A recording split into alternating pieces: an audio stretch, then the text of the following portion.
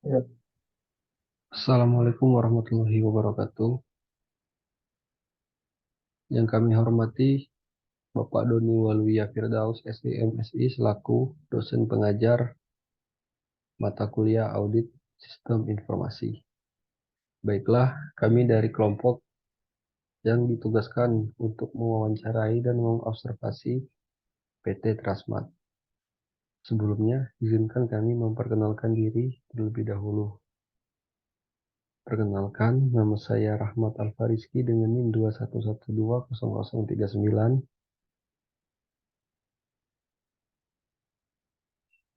dan saya Zuli Farazil Fikri dengan NIM 211200017. Terima kasih. Baiklah, saya akan menyampaikan sedikit review tentang Trasmat Buah Batu yang menjadi tempat wawancara dan observasi kami. Trasmat Buah Batu adalah sebuah mal besar di Bandung yang sekaligus bisa menjadi tempat liburan bersama keluarga jika akhir pekan tiba. Tempat ini dibuka untuk umum mulai tanggal 28 April tahun 2017 lalu. Trasmat Buah Batu merupakan milik dari grup usaha CT Corp Indonesia yang merupakan induk dari perusahaan tempat wisata Bandung lainnya, yakni Trans Studio Bandung. Kemudian,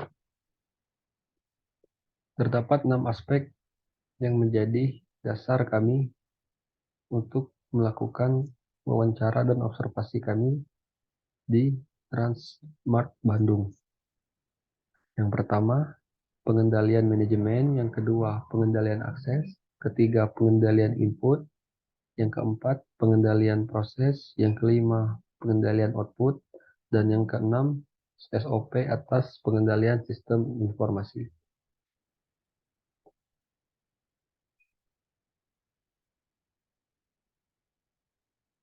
Yang pertama, pengendalian manajemen yang akan dijelaskan oleh saya sendiri.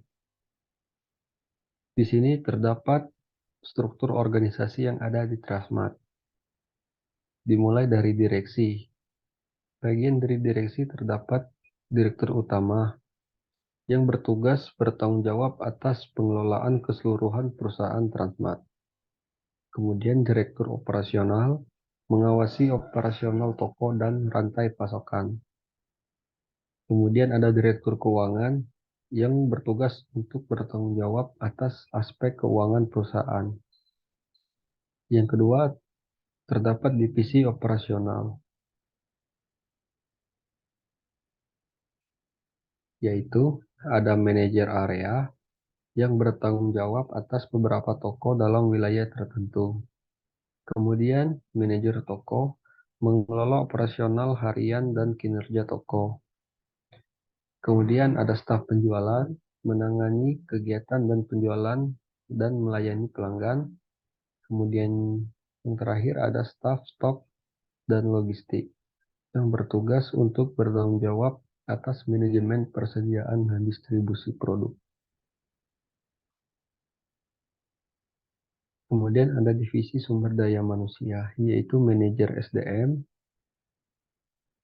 yang bertanggung jawab atas pengelolaan sumber daya manusia dan kebijakan karyawan.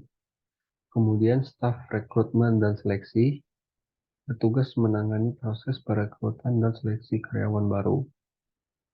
Dan ada staf pelatihan dan pengembangan yang bertugas untuk mengelola program pelatihan dan pengembangan karyawan.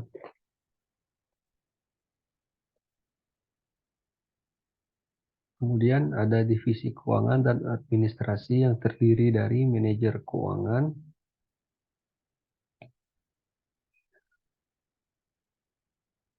staf akuntansi, dan staf administrasi. Dan yang kelima ada divisi pemasaran yang terdiri dari manajer pemasaran yang bertugas untuk merencanakan dan melaksanakan strategi pemasaran dan promosi. Kemudian ada staf promosi dan iklan yang bertugas untuk mengelola kegiatan promosi, iklan, dan branding. Dan yang terakhir ada staf riset pasar yang bertugas untuk mengumpulkan dan menganalisis data pasar untuk mendukung pengambilan keputusan pemasaran.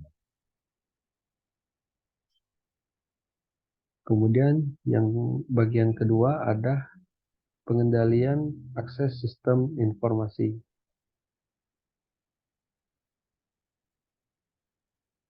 Transmart sebagai perusahaan retail memiliki kebijakan keamanan yang melibatkan pengguna password untuk melindungi informasi sensitif dan data pelanggan.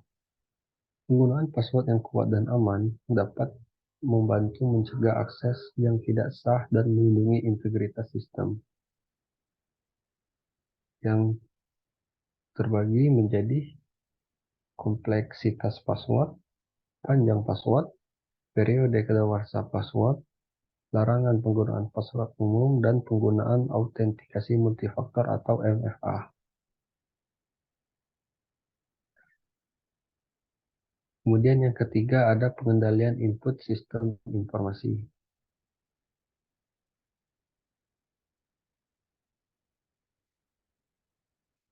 Pemisahan petugas entry data dan petugas pembuat laporan keuangan dan otorisasi atas kesahan entry data oleh petugas entry data.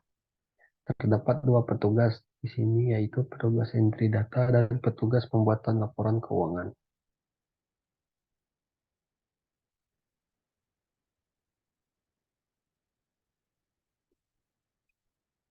Kemudian tugas dari petugas entry data yaitu adalah memasukkan data keuangan ke dalam sistem, termasuk transaksi penjualan, pembelian, dan transaksi keuangan lainnya. Mereka bertanggung jawab untuk memastikan keakuratan dan kelengkapan data yang dimasukkan. Petugas entry data tidak memiliki akses atau wewenang untuk mengubah atau membuat laporan keuangan. Kemudian ada petugas pembuat laporan keuangan,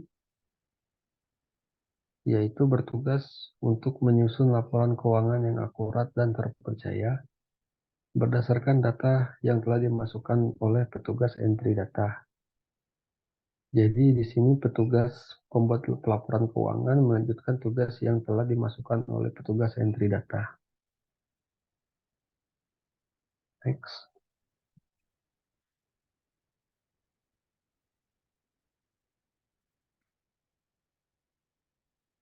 Kemudian di sini ada cara untuk memastikan keabsahan petugas entry data di Transmart, yaitu pemilihan petugas yang kompeten, pelatihan dan pengembangan, akses dan wewenang yang terbatas, peninjauan dan rekonsiliasi data, monitoring dan audit.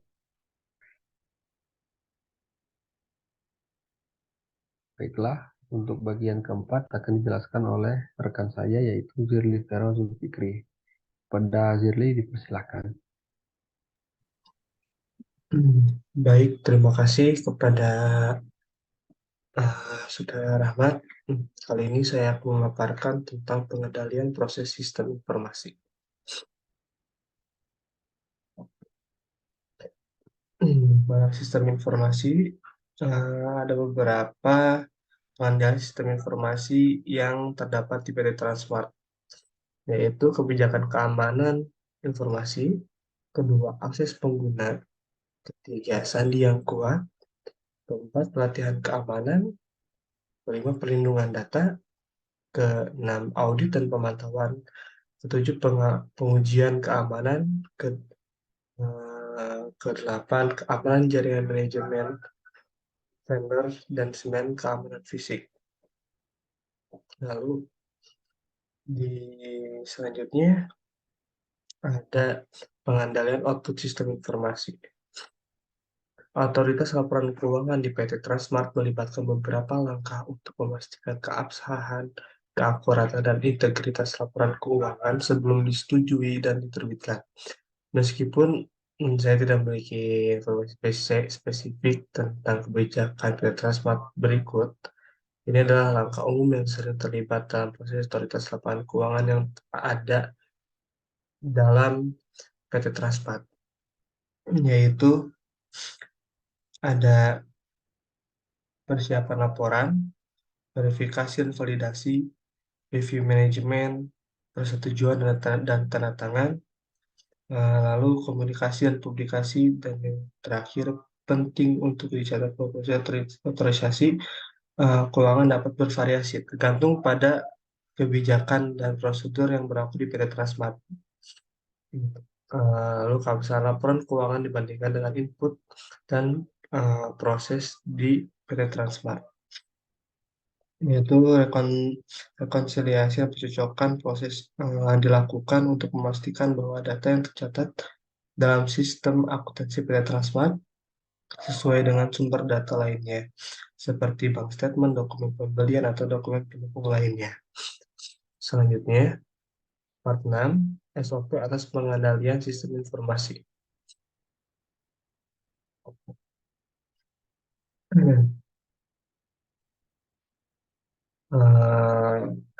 SOP di perusahaan retail sering kali mencakup berbagai aspek operasional yang berkaitan dengan pengelolaan toko, stok barang, pelayanan pelanggan, dan lain sebagainya.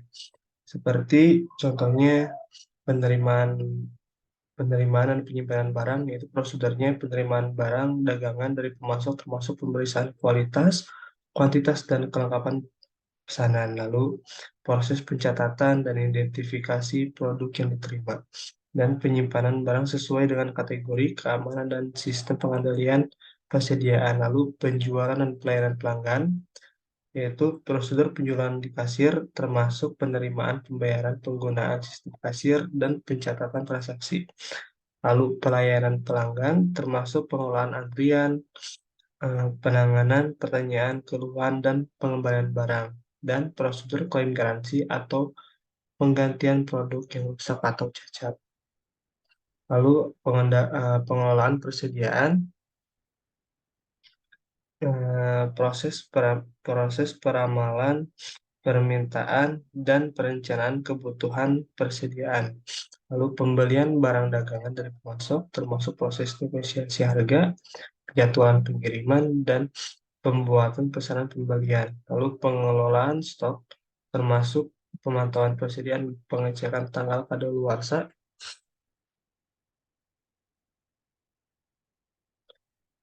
lalu rotasi barang, FIFO atau LIFO, dan pengurangan kerugian stok. Dan juga masih ada beberapa yang lainnya, yaitu kebersihan dan sanitasi, pengelolaan karyawan, keuangan dan akuntansi, dan keamanan yang lainnya. Terima kasih. Sekian dari kami. Mohon maaf apabila ada kesalahan kata dan kekurangan dalam menjelaskan dan memaparkan hasil wawancara dan observasi kami. Sekian dari kami. Wassalamualaikum warahmatullahi wabarakatuh. Waalaikumsalam.